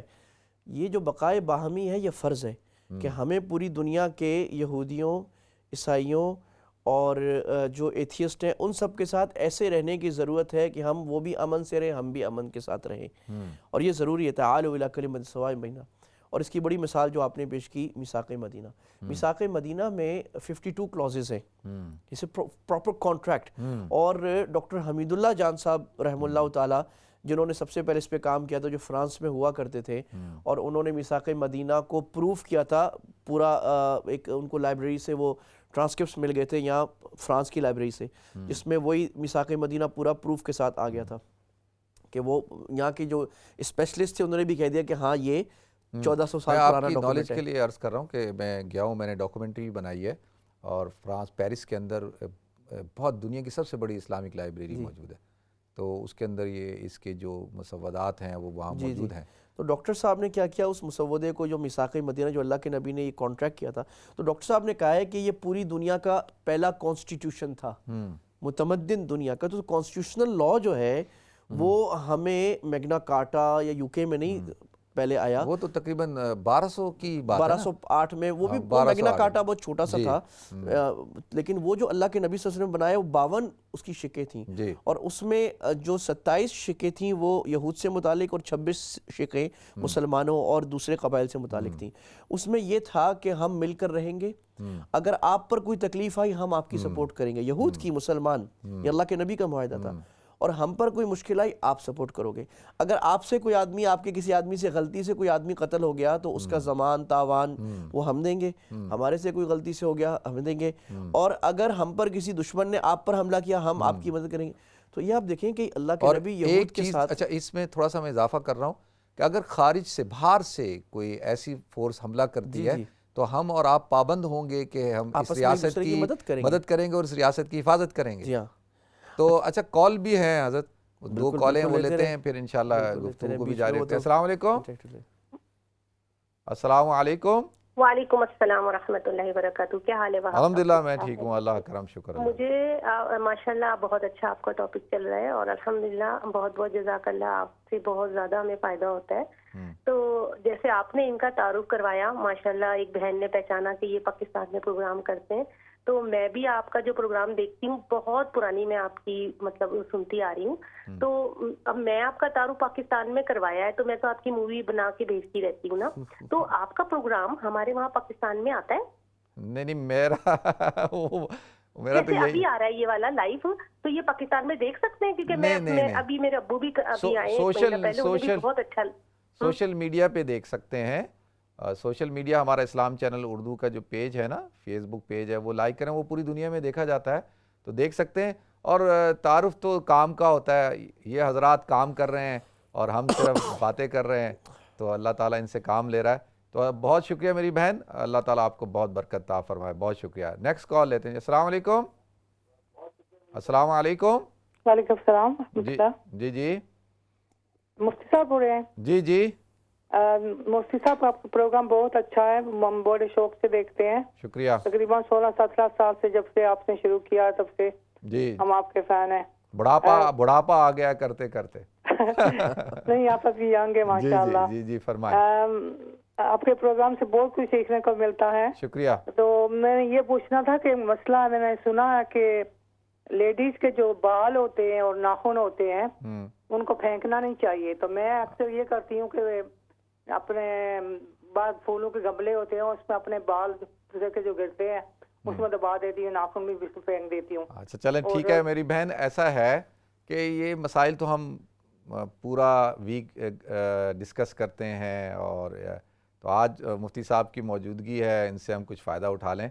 تو انشاءاللہ ان مسائل کے اوپر ہم گفتگو کریں گے، اور میں آپ کا سوال میرے ذہن میں انشاءاللہ جب میں نیکسٹ پروگرام کروں گا تو اس پہ تفصیل سے گفتگو کروں گا. آج ہم ذرا مفتی صاحب سے ہی گفتگو کریں ان کے حوالے سے، یا وہ جو ٹاپک ہے اس حوالے سے کریں تو زیادہ اچھا ہے. آپ جواب دے دیں. دیکھیں، یہ جو نا بال اور ناخن جو ہیں، ان کو اصل مقصد یہ ہے کہ ان کو سیفلی ڈسپوز کیا جائے اور زیادہ کسی کے سامنے نہ آئے. اس کی 2 مقصد ہیں. ایک تو خواتین کا بال بھی سطر میں آ جائیں، زیادہ نظر نہ آ رہے ہوں. دوسری وجہ یہ ہے کہ اس کی کنٹمنیشن نہ ہو، یعنی اگر بال اور ناخن کسی کے بھی مرد کے بھی سڑک پہ گرے ہوئے ہیں تو یہ بہت گندی بات ہے، اور اللہ کے نبی نے ہمیں صفائی کا حکم دیا ہے. تو اب یہاں آپ یا تو دفن نہیں کرتے تو آپ اس کو جس طرح پراپر بیگ میں ہو کر پورا ڈسپوز کیا جاتا ہے ویسٹ میں، اس طرح اگر کر دیں تو وہ بھی جائز ہے. بہت اچھا جواب دیا. اور یہ اخلاقی دائرے میں بھی ہے نا، گھروں کے اندر بھی، گھر کی خواتین کو بھی چاہیے کہ گھر میں اگر برش ہے تو برش میں بال ہیں، ادھر بال ہیں ادھر بال ہیں، تو بھائی اس کا صفائی کا خیال رکھا. کھانے میں چلے جائیں گے تو پھر میاں ناراض ہو جائے گا، لڑائی ہو جائے گی. تو ناظرین، ہمیں بریک کی طرف جانا ہے. انشاءاللہ بریک کے بعد حاضر ہوں گے، گفتگو کے سلسلے کو جاری رکھیں گے انشاءاللہ. ملتے ہیں مختصر سے بریک کے بعد. السلام علیکم ورحمۃ اللہ وبرکاتہ.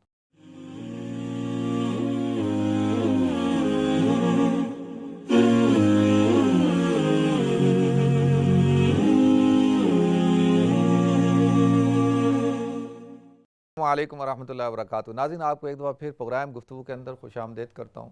آج ہمارے اسٹوڈیو میں ہمارے دوست، ہمارے مہمان ہیں مفتی احمد افنان صاحب، اور ہم ان سے گفتگو کر رہے ہیں، اور گفتگو ماشاءاللہ بڑی علمی گفتگو ہو رہی ہے، نالجیبل گفتگو ہے، اس سے مجھے پورا یقین ہے آپ حضرات بھی مستفیض ہو رہے ہوں گے۔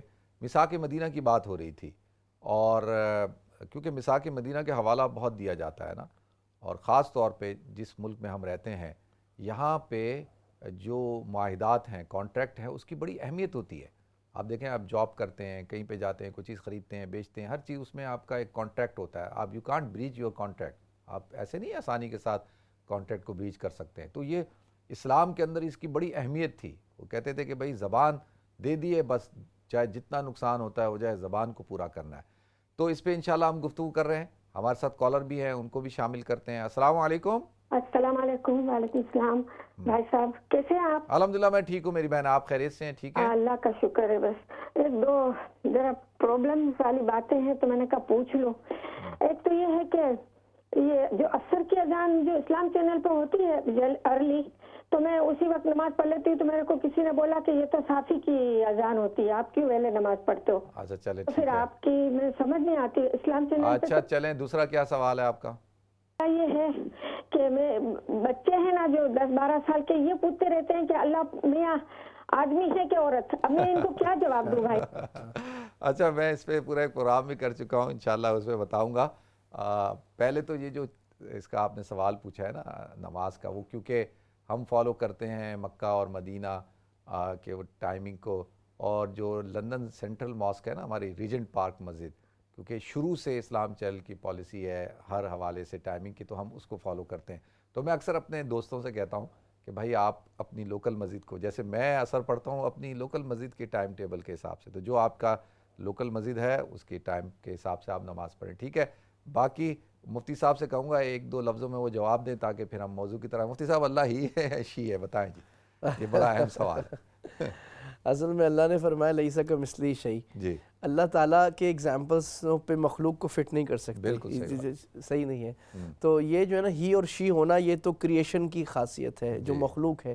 اللہ تو خالق ہے، اللہ تو سب کو بنانے والے ہیں، تو اللہ تعالیٰ کا یہ سوال ہی نہیں ہے۔ جیسے ہم ٹائم میں ہیں، ہم زندہ ہوتے ہیں، مرتے ہیں، اللہ ان چیزوں سے ماورا ہے، تو مخلوق کی صفات کا اللہ کے بارے میں سوال اٹھتا ہی نہیں۔ اللہ خالق ہے، اور اللہ کیسا ہے وہ اللہ کی یہ بات ہمیں، اللہ اپنی صفات سے پہچانا جاتا ہے، اپنی ذات سے، اپنے پرسن، سیکس کیا ہے اللہ کا، یہ چیز کیا ہے، یہ کچھ دیکھنے کی بات نہیں ہے۔ اللہ کی کوالٹیز، اللہ تعالیٰ رحمت کرتے ہیں، اللہ تعالیٰ محبت کرتے ہیں، اللہ شفقت کرتے ہیں، اللہ رحیم ہے، اللہ غفور ہے، اللہ کو اپنی کوالٹیز کے ساتھ پہچانا جاتا ہے۔ بہت اچھا، بہت اچھی بات۔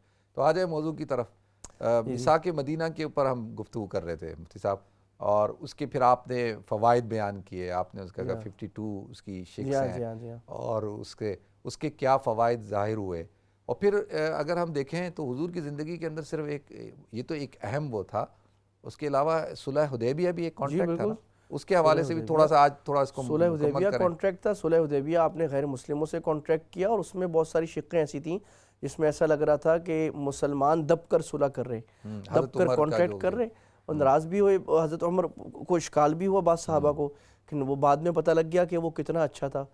حلف الفضول اللہ کے نبی نے کانٹریکٹ کیا، جس میں آپ نے سب کے ساتھ مل کر یہ طے کیا کہ مکہ میں ہم کسی پر ظلم نہ ہونے دیں گے، اور بعد میں اسلام آنے کے بعد آپ نے فرمایا آج بھی اگر میرے سے معاہدہ کیا جائے تو میں فوراً کروں گا، اور مجھے سرخ اونٹ مل جائیں یہ اس سے بہتر ہے کہ میں ایسا معاہدہ کروں۔ سرخ اونٹ کو آپ سمجھ لیں مرسیڈیز گاڑیاں مل جائیں۔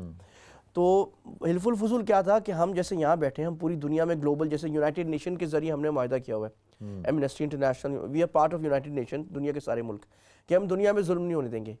اب ہم لوگ بعض دفعہ اس کو برا سمجھتے ہیں، غلط، یہ برا نہیں ہے، یہ ہمارا حق بنتا ہے کہ مسلمان دنیا میں کسی بھی انسان پر ظلم کو برداشت نہ کرے، بلکہ کسی جانور پر برداشت نہ کرے، کیونکہ ہمارے نبی تو جانوروں کے بھی نبی تھے، وہ بھی اللہ کے نبی کو شکایت کرتے تھے۔ یہ ہمیں ایسا ہونا چاہیے کہ اگر کسی غیر مسلم پر، ہندو پر، عیسائی پر، کسی ایتھیس پر اگر ظلم ہو رہا ہے، مسلمان کو اس کے حق کے لیے کھڑا ہونا چاہیے، نہ یہ کہ صرف ویسٹ اس کی بات کرے یا یو کے بولے کہ دنیا میں فلاں جگہ ظلم کیوں ہو رہا ہے۔ ہمیں بات کرنی چاہیے، اور یہ انہی چیزوں سے دوری کی وجہ سے، یعنی ہم اصل اسلام سے چھوڑ دیا، اسلام کو ہم نے تھوڑی سی چیز سمجھ لی، تو اس کی وجہ سے اسلام کے جو فوائد برکات ہیں وہ ہمیں حاصل پوری طرح نہیں ہو پا رہے، تو ہمیں یہ پوری دنیا کو امن دینا، محبت دینا.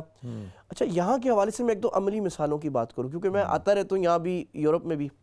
تو جیسے ٹیکس ایویژن کرنا ہے، اب ہمارے لوگ اس کو بنا لیتے ہیں کہ نام یہ تو صحیح ہے، تو مسلمان جب آپ نے حکومت نہیں کمپنی ہے. وزٹ کی ہے ہاں، تو آپ پھر اب آپ پابند ہیں. یہ الٹی سیدھی البائی دیں کہ جناب غیر مسلم ملک ہے، انکم ٹیکس کھا سکتے ہیں، تو اور زیادہ حرام ہے، کیونکہ یہ تو آپ کے اوپر صحیح طرح لگا رہے. تو آپ کا ٹیکس ایویژن جائز نہیں ہے، حرام ہے، کیونکہ آپ کو پورا دینا ہے. اسی طرح آپ اگر یعنی جو آپ نے یہاں سے آپ کوئی ایسا کام نہیں کر سکتے جو ملک کے انٹرسٹ کے خلاف ہے.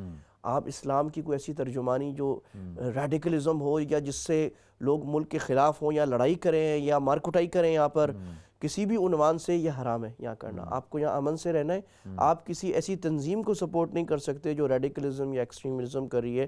You have to be very neutral and support and patriot in this sense.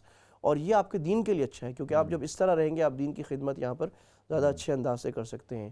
تو یہ کچھ عملی مثالیں تھیں، اور بھی آپ کو زیادہ مثالوں کا پتہ ہے کہ وہ یہاں پر رہتے ہوئے ہمیں یہاں کے لاز کو ابائڈ کرتے ہوئے رہنا ہے، اور یہ ہمارے دین کا بھی تقاضا ہے، ہماری دنیا کا بھی تقاضا ہے.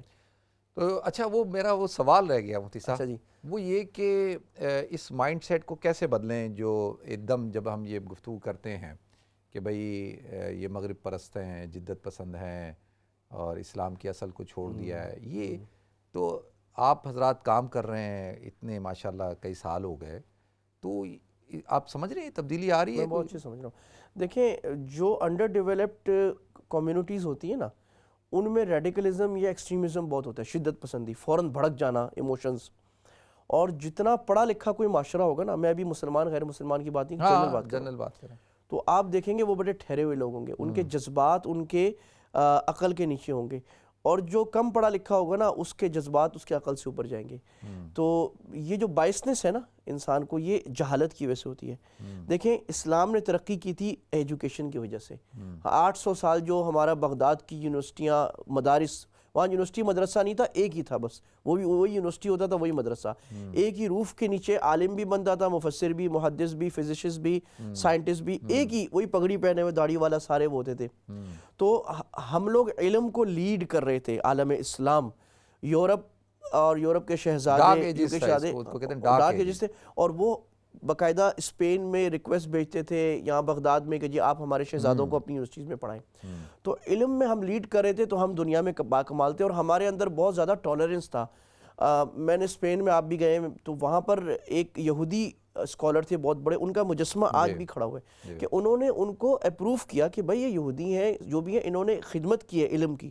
تو مسلمان بہت زیادہ انکلوسیو تھے، سب کی عزت کرتے تھے. جیسے آج ڈیولپ ورلڈ یا ویسٹرن کنٹریز انکلوسیو ہیں کہ آپ مسلمان ہیں لیکن آپ کوئی اچھا کام کرتے ہیں، بڑے انجینئر ہیں، ڈاکٹر ہیں، وہ آپ کو عزت دیتے ہیں. یہ ہوتا ہے. جب ہماری تعلیم کمزور ہوئی، اور تعلیم سے مطلب یہ جو ہے نا دین دنیا کی تعلیم، یہ ہم نے ابھی 200 سال سے تقسیم کی ہے.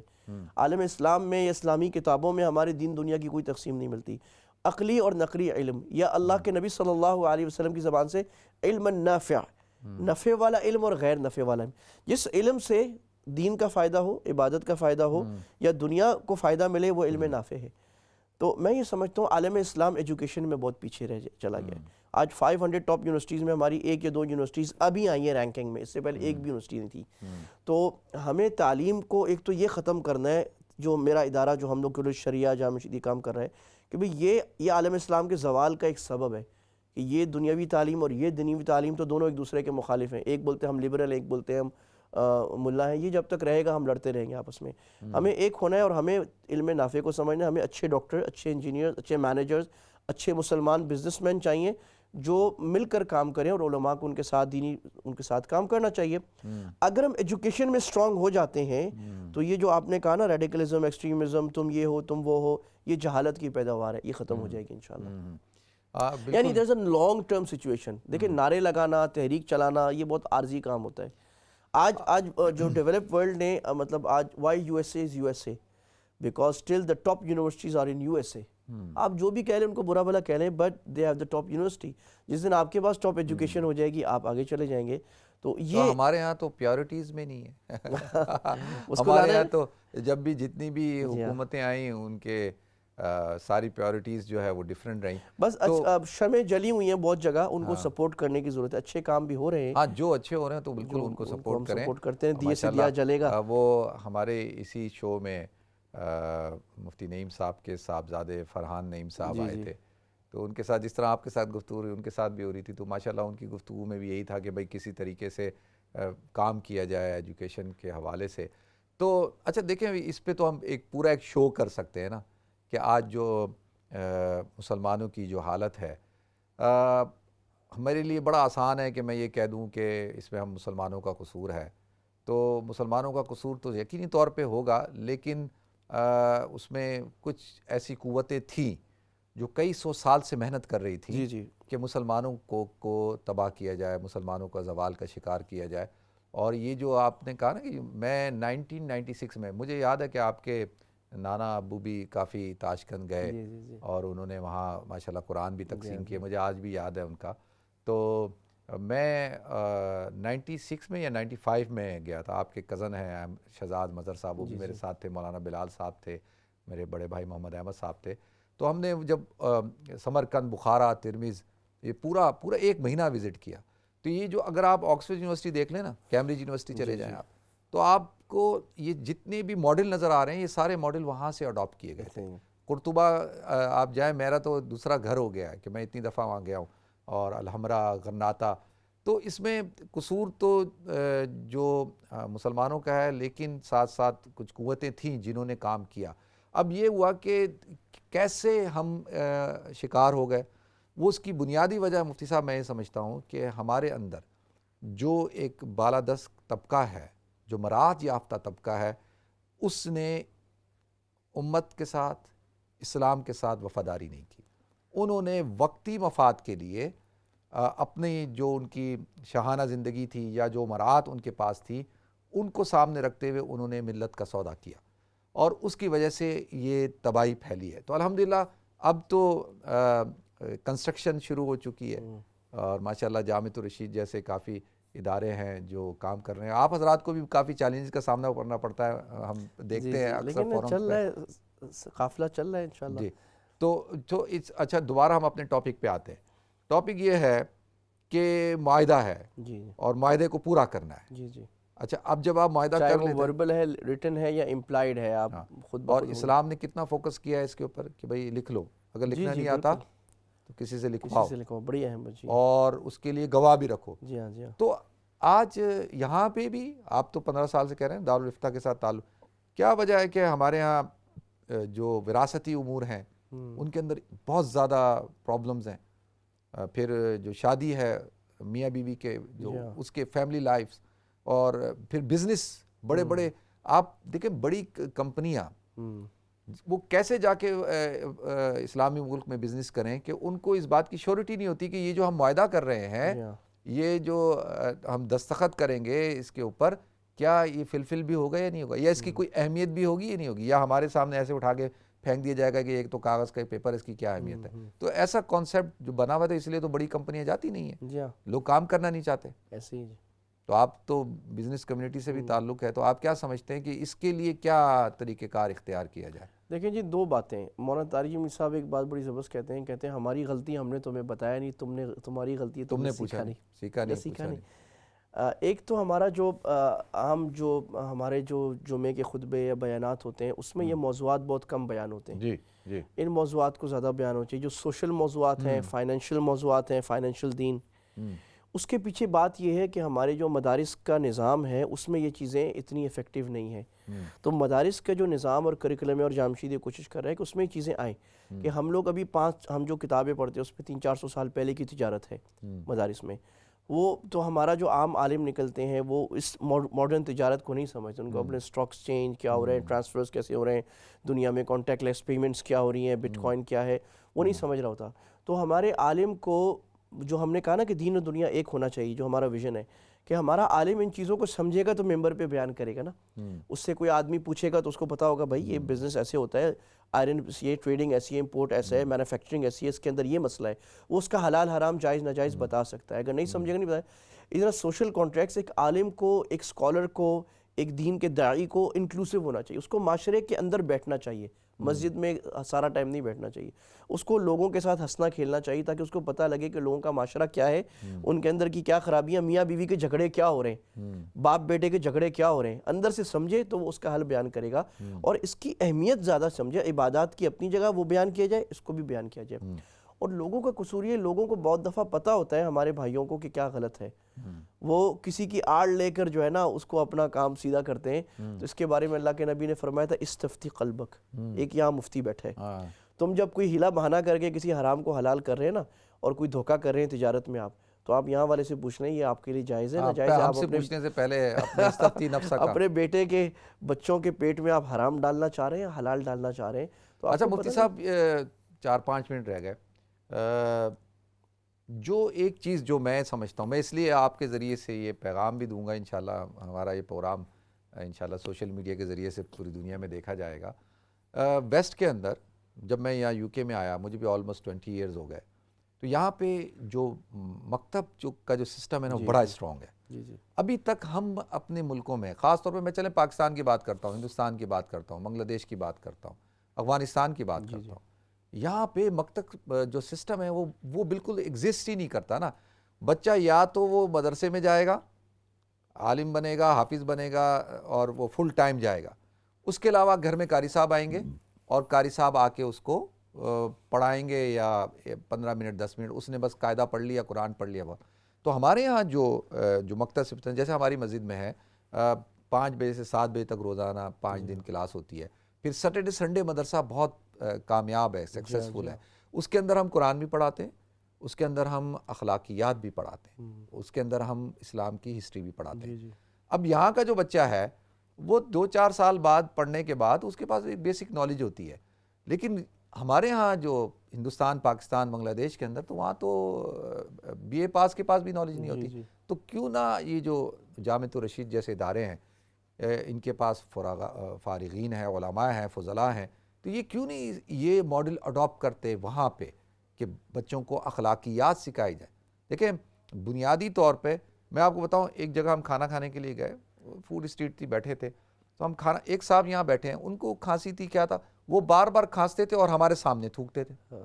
اچھا دوسرے صاحب تھے، وہ ٹیشو کا استعمال کرتے تھے، وہیں پھینکتے تھے، وہ ہاتھ دھونے کی باری آئی تو وہ وہیں ہاتھ دھو رہے ہیں۔ ایک صاحب ہیں کھا رہے ہیں، ہڈی ایسے پھینک رہے ہیں۔ یہ اچھی جگہ کی بات میں بتا رہا ہوں۔ اب وہ پڑھے لکھے لوگ ہیں، پیسے والے لوگ ہیں، لیکن ان کو اتنا مینرز نہیں ہے کہ بھئی یار یہ اس طرح سے نہیں تھوکنا ہوتا۔ جی بالکل۔ تو یہ اس کے اوپر کیسے محنت کریں؟ صحیح، آپ نے بڑی اہم توجہ دلائی کہ ماشاءاللہ یہ جو غیر اسلامی ممالک میں، ساؤتھ افریقہ، یو کے، یہاں اسلام بہت پریزرو مسلم کمیونٹی میں اس لیے ہو گیا، ان جو بچوں بھیجتے ہیں کہ یہاں کے جو مکتب سسٹم ہے نا، اس کی بہت ساری خصوصیات میں ایک یہ ہے کہ یہاں پڑھانے والے علماء ہوتے ہیں مکتب میں اکثر۔ نمبر 2، اس نصاب میں جیسے آپ نے کہا اخلاقیات تربیت بھی ہے۔ ہمارے یہاں ہمارے ممالک میں مکتب میں بچے تو آتے ہیں، تو سارے نہیں آتے ہیں، لیکن جو آتے ہیں وہ صرف قرآن پڑھ کے، قرآن کے الفاظ پڑھ کے چلے جاتے ہیں، قرآن کی روح، معنی اور تربیت نہیں ہوتی۔ یہ بہت بڑا خامی ہے، اور اس خامی کو الحمدللہ 1-2 اور اداروں نے بھی پورا کیا ہے۔ مکتب تعلیم قرآن انہوں نے ابھی کافی مکاتب میں شروع کیا، اور جامعۃ الرشید نے پورا نظام ایڈاپٹ کیا۔ جامعۃ الرشید نے الحمدللہ اپنا ایک بورڈ بنایا، مجمع علوم الاسلامیہ، پورا ایجوکیشنل بورڈ جامعہ کو اللہ نے دے دیا ہے حکومت کی طرف سے۔ اس بورڈ کے تحت جو ہمارا ابھی میں ڈیزائن کر کے آیا ہوں سب ٹیم کے ساتھ بیٹھ کے ہم لوگ، کہ وہ کرکلم میری ذمہ داری لگی تھی، تو اس میں جو ہم نے حفظ ناظرے کا جو نظام ہے، اس میں ہم نے یہ پورا نصاب تعلیمی ڈالا ہے، تربیتی، کہ جو بچہ 2 گھنٹے 1.5 گھنٹہ مکتب میں دوپہر کو آئے گا، اگر حافظ بن رہا ہے سارا دن مسجد مدرسے میں، تو وہ روزانہ کے آدھا گھنٹہ یہ تربیتی نصاب پڑھے گا، اس میں سنت پڑھے گا، اخلاق، مینرز، یہ چیزیں، ایتھکس، اسلامی ایتھکس، عقائد، سیرت، اسلامک ہسٹری پڑھے گا۔ اور جو بچہ 2 گھنٹے آ رہا ہے، وہ اس 2 گھنٹے میں اس نے بھی 15 منٹ یہ کچھ پڑھنا ہے اس نے، تو اس سے انشاءاللہ ایک بڑا فرق آنا شروع ہو جائے گا۔ اور یہ وہ چیز ہے جو ایسٹ والے ویسٹ سے لیں گے اور لے رہے ہیں، کہ یہاں والوں نے اس پر محنت کی، ایسا نصاب بنایا اور ہم اس کو لے رہے ہیں۔ یہاں بھی چلانے والے علماء ہی ہیں نا، جی بالکل، وہاں سے آئے ہوئی ہیں، پڑھے ہوئے ہیں، مدرسوں کے پڑھے ہوئی ہیں، جی بالکل۔ تو وہ جب یہاں پہ ایک سکسیسفل یہ ماڈل کامیاب ہو سکتا ہے تو پاکستان میں کیوں؟ میں یہ سمجھتا ہوں کہ اور یہاں میں کل بھی اور دیکھ رہا تھا، چند اکیڈمی، سفر اکیڈمی اور نصیحہ وغیرہ، انہوں نے جو نصاب بچوں کے پڑھانے کے لیے بنایا ہے وہ پراپر ایجوکیشنل پیڈاگوگی کے حساب سے بنایا ہے، کلرفل اچھی چیزیں، اس میں تصویریں چیزوں کی لگائی ہوئیں، بچے کو اچھا لگتا ہے. ہمارے یہاں خوش سا بلیک اینڈ وائٹ ہوتا ہے, وہ اس میں بچے بیچارے کو تو دلچسپی نہیں ہوتی. تو یہ چیزیں بھی دیکھنی چاہیے کہ بچوں کی تربیت میں ایسی چیزیں جس میں رنگینی ہو, شریعت کے دائرے میں رہتے ہوئے, بچے کا مزاج سامنے رکھتے ہوئے. تو یہ بڑی اہم بات ہے. تو اس پہ بھی انشاءاللہ آپ حضرات کام کر رہے ہیں, خوشی ہوئی مجھے بھی, ہمارے ناظرین کو بھی خوشی ہوئی. تو 2.5 منٹ رہ گئے پروگرام کا, پورا وقت کا پتہ ہی نہیں چلا. آپ کے ساتھ محفل ماشاءاللہ ایسی بہترین مجلس لگی, اور آج واقعی گفتگو ہو رہی ہے میرے اور آپ کے درمیان. تو اللہ تعالیٰ آپ کو بہت خوشیاں عطا فرمائے, اللہ تعالیٰ آپ سے کام لے. تو مجھے پورا یقین ہے کہ انشاءاللہ جو آج بیٹھ کے ہم نے امت کی خامیوں پہ گفتگو کی ہے, ڈسکس کیا ہے, تو آئندہ آنے والے سالوں میں انشاءاللہ اللہ تعالیٰ جو ہے وہ ضرور اس کو کوئی صورت عطا فرمائیں گے, بہتری کی کوئی صورت ہوگی. تو انشاءاللہ اس پہ بھی آپ بھی کام کر رہے ہیں, ہم بھی کام کر رہے ہیں. تو مفتی صاحب ہمارے ناظرین کو 1 منٹ کا کوئی اچھا سا پیغام دے دیں, تاکہ وہ کہتے ہیں جب آپ کوئی پروگرام کرتے ہیں نا, تو سم ٹائم آپ بڑے اچھی ایک ضیافت میں جاتے ہیں, وہاں بڑا اچھا کھانا کھاتے ہیں, آپ کہتے ہیں یار آج کھانا یہ بڑا اچھا تھا, تو جاتے ہوئے آپ کو ٹیک اویز بھی ملتے ہیں, آپ ٹیک اوے بھی کروا لیتے ہیں. تو ٹیک اویز دے دیں, کچھ تھوڑا سا کوئی بتائیں کہ بھئی کیا کوئی چھوٹی سی بات جو اس پہ عمل ٹیک اوے یہ ہے کہ دین کا جو سارا خلاصہ اچھے اخلاق کامیابی کا ہے نا, وہ سنت میں ہے. آپ آج سے شروع کر دیں کہ گھر میں روز ایک سنت کی تعلیم کریں, بچے بیٹھ جائیں, گھر کے سارے افراد بیٹھ جائیں, اور روز آپ ایک تعلیم کریں 5 منٹ 10 منٹ کی, اس میں ایک سنت بیان کریں, اور یہ طے کریں ہم اس سنت پر عمل کریں گے. اس سے آپ کی زندگی کا لائف سٹائل, آپ کی ترقی, آپ کی خوشی اتنی زیادہ بڑھ جائے گی کہ آپ کے تصور سے باہر ہوگی.